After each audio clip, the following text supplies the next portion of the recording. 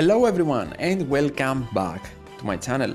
After doing the worth of the Oro Jackson video, it's time to talk about the worth of the Super Sugo Fest that will also be arriving. Of course, Roger and Oden make their debut and tons of players are very excited. The Sugo structure though is not that good, and to be honest, now people are thinking if it's a good idea to do some multis or not. That's exactly what we're going to discuss in this video, the advantages and disadvantages of you pulling in the Super Sugo Fest. If you like these worth types of videos, please let it be known with a like and also subscribe to the channel to help me do more in the future. First of all, let's talk about some general information on the Sugo Fest. It will last until the 25th of January, almost a month. It is labeled as a Super Sugo Fest and will be available for all versions of the game at the same time.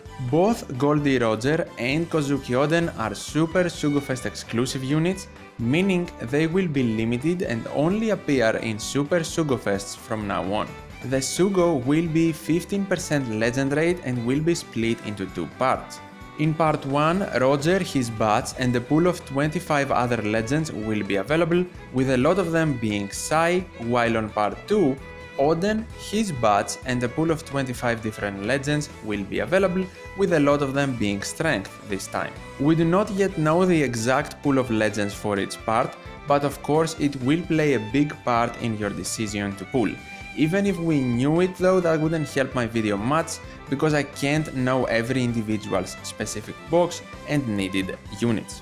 Have in mind, not all the available Sugo Fest exclusives will be the same color as the debut character in each part, so we won't just see Sai and Strength characters available. Units like Sugar, Smoker, Kid, V2 Blackbeard and Soba Mask will also most likely be available.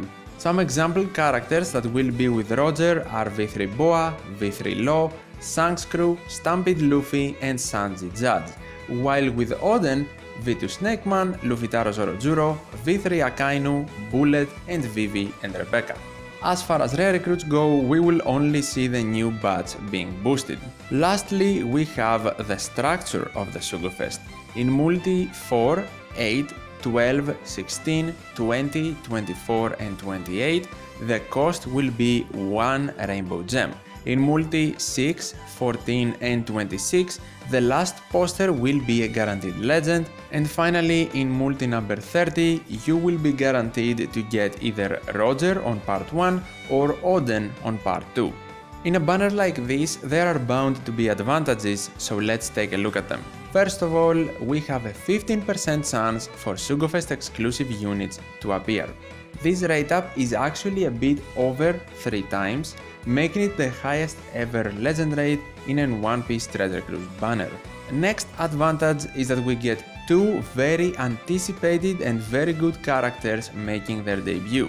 This is actually the first ever Roger and Oden in One Piece Treasure Cruise, making them very special units. I'm sure a lot of people have been waiting for them for months or even years now in Roger's case. Thirdly, we have 1 gem multis. Even though I don't think the overall structure is good, this is the first time we see the 1 gem multis in a high legend rate Sugo Fest, and even though I think better steps would be nicer than 1 gem multis, in this specific Sugo they have to be on the bright side of things.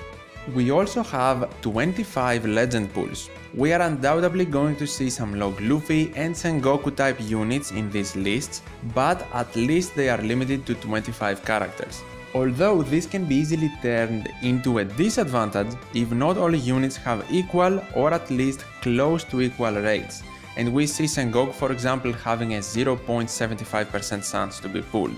The Sugo Fest is accompanied by good sales and gem packs. This is of course only for the people that don't mind spending a bit on the game. We have some decent sales actually, and they will be present to help you get more pulls and acquire your most wanted units. Finally, for the advantages, both of the banners will be active for almost a month. That pretty much indicates that we won't see any other decent banner until after January 25th, but at the same time gives you the ability to gather gems if you decide you want to do some pulls. Now time for the disadvantages, which will probably be more impactful simply because this Sugo Fest was hyped so much but ended up falling a bit short of expectations.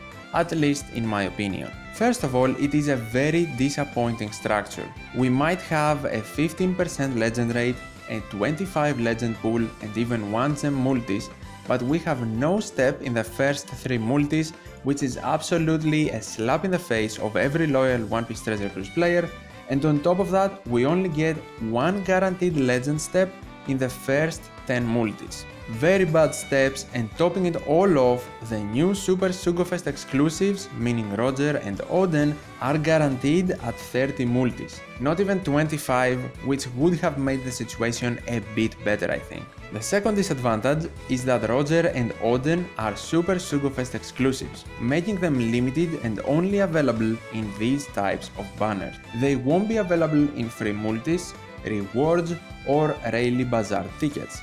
That makes me extremely worried because not only can Bandai never make them available for a long time, but also lower the rates in this specific Sugo Fest just because they have a fancy title. Another bad thing is that Roger is not pullable in Oden's banner and vice versa. Even with the color themed pools, both debut legends should be available in the other banner.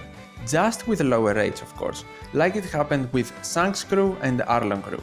You are forced to choose one of them and I'm not a big fan of that. And finally, for the disadvantages, Roger and Oden won't be mandatory for any content. I know they are very good and much anticipated, but always have in mind that Roger and Oden won't be way better than awaited units like Luffy and Sanji. Of course, sometimes they will make your life much easier, but the global anniversary is also relatively close. And these are the advantages and disadvantages of the upcoming Super Sugo Fest. Tell me in the comments down below if I missed something in either category, if you're planning to pull and in which part you're thinking of doing so. Personally, I will be waiting to learn the pool of legends for each part and also check the rates before making my decision. In conclusion, Bandai could have done a much better job here, so I hope they appreciate the feedback and make better big Sugo Fests in the future, especially for the anniversary. Best of luck to everyone who decides to pull, thank you so much for watching, and I'll see you in the next one.